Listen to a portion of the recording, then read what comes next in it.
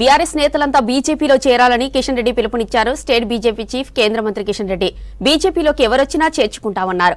BRS కు తెలంగాణలో భవిష్యత్తు లేదన్నారు. బీఆర్ఎస్ క్యాడర్ అంతా బీజేపీకి చేరాలని ఆహ్వానించారు. తెలంగాణలో బీజేపీకి అనుకూల పరిస్థితి ఉందన్నారు కిషన్ రెడ్డి.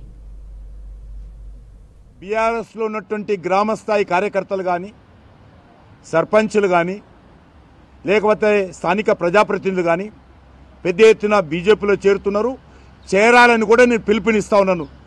బీఆర్ఎస్కు తెలంగాణలో భవిష్యత్తు లేదు.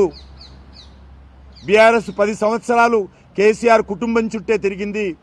కేసీఆర్ కుటుంబానికే సేవ చేసింది ప్రభుత్వం కానీ పార్టీ కానీ.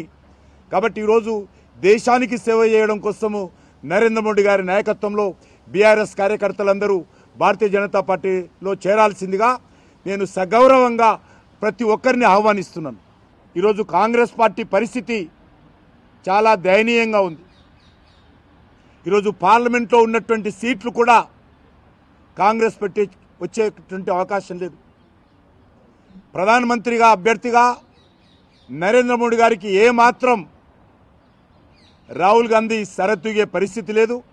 అయినప్పటికీ ఒక ప్రధాన ప్రతిపక్షంగా ఈరోజు కాంగ్రెస్ పార్టీ ఉన్నది. కాబట్టి మరి ఈ నేపథ్యంలో కొన్ని రాష్ట్రాలలో వాళ్ళు పోటీ చేస్తూ ఉన్నారు.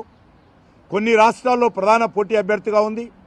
ఈరోజు కాంగ్రెస్ పార్టీ కూటమే బీటలు బారుతున్నటువంటి పరిస్థితుల్లో నరేంద్ర మోడీ గారి నాయకత్వంలో మరి కేంద్రంలో ఏర్పడబోయేటువంటి ప్రభుత్వంలో తెలంగాణ ప్రజలు అన్ని స్థానాలలో కూడా మరి గెలిపించి తెలంగాణ ప్రజల ఆశీస్సులు కూడా నరేంద్ర మోడీ గారికి ఉంటాయి. కాబట్టి ఖచ్చితంగా ఈ ఎన్నికల్లో తెలంగాణ నుంచి అత్యధికమైనటువంటి స్థానాలు గెలవాలనేటువంటి పట్టుదలతో ఈరోజు మా పార్టీ పూర్తి స్థాయిలో శక్తిని కేంద్రీకరించి ముందుకెళ్తాం.